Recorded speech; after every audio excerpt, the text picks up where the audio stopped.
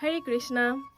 একবার এক মাতাজি প্রেমানন্দ স্বামী মহারাজকে জিজ্ঞেস করেছিলেন যে আমি খুব অলস, তো সবাই যেভাবে ভোর থেকে সন্ধ্যা অবধি বা ভোরবেলা থেকে উঠে ভগবানের সেবা পূজা করে বা সমস্ত নিয়ম যথাযথভাবে পালন করে, আমি ঠিক সেভাবে করতে পারছি না।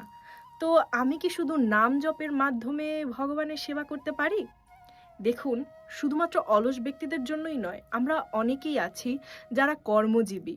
তারা কর্মের কারণে বা চাকরির সূত্রে বিভিন্ন জায়গায় আমাদের থাকতে হয় বা বিভিন্ন পরিস্থিতির মধ্যে আমাদের থাকতে হয়, যেখানে থেকে আমরা সঠিকভাবে ভগবানের পুজো অর্চনা করতে পারি না। সেক্ষেত্রে নাম জপটা কি হতে পারে ভগবানের সেবার জন্য? তো প্রেমানন্দ স্বামী মহারাজজি বলেছিলেন, অবশ্যই শুধুমাত্র নাম জপের মাধ্যমেই তুমি সমস্ত যজ্ঞের ফল লাভ করতে পারো, সমস্ত শাস্ত্র গ্রন্থ অধ্যয়নের ফল লাভ করতে পারো, সমস্ত তপস্যার ফল লাভ করতে পারো, সমস্ত সাধু ব্যক্তিদের সেবার ফল লাভ করতে পারো। মানে শুধু নাম জপের মাধ্যমেই ভগবানের সর্বোত্তম সেবা প্রদান করা যায়। এখন ব্যাপারটা কেন? কারণ হচ্ছে, ভগবানের নাম হরে কৃষ্ণ মহামন্ত্র, মানে ভগবান বলেছিলেন, একবার কৃষ্ণ নামে যে পাপ হরে, জীবের কি সাধ্য আছে সেই পাপ করে। মানে একবার আপনি কৃষ্ণ নাম উচ্চারণে আপনার যে পরিমাণ পাপ ক্ষয় হবে, জীবের সাধ্যও নেই সেই পরিমাণ পাপ করতে পারে। তাই ভগবানের নাম গুণগানের মাধ্যমেই আপনি সমস্ত তীর্থের ফল, সমস্ত যজ্ঞের ফল, সমস্ত তপস্যার ফল লাভ করতে পারেন। ভগবানের নাম বেশি বেশি উচ্চারণ করুন সর্বক্ষণ, রাধে রাধে বা হরে কৃষ্ণ মহামন্ত্র বা রাম নাম, যে কোনো আপনার ইষ্ট দেবতা। এখন বলতে পারেন ইষ্ট দেবতা মানে কি? ইষ্ট দেবতা মানে হচ্ছে আমাদের মাইন্ডে, মানে আমাদের হার্টে বা আমাদের মেমোরিতে যে ভগবান সর্বদা বিরাজ করেন।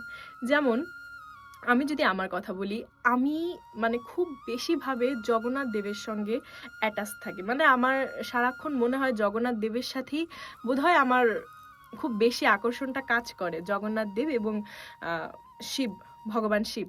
তো আপনাদের যদি মনে হয় যে না, আমি ভগবান শিবের সঙ্গে বেশি অ্যাটাচড, আমি ভগবান রামের সঙ্গে বেশি অ্যাটাচড, তো আমি সারাক্ষণ রাম নাম জপ করবো, তো আপনি সারাক্ষণ রাম নাম জপ করুন।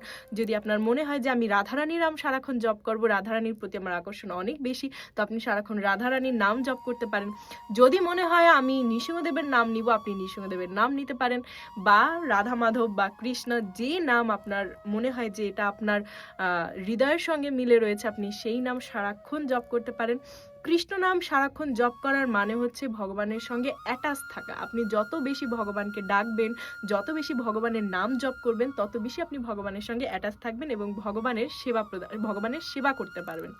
তাই জন্য আপনি নিশ্চিন্তে ভগবানের নাম জপ করুন এবং ভগবানের সেবা করুন। হরে কৃষ্ণ।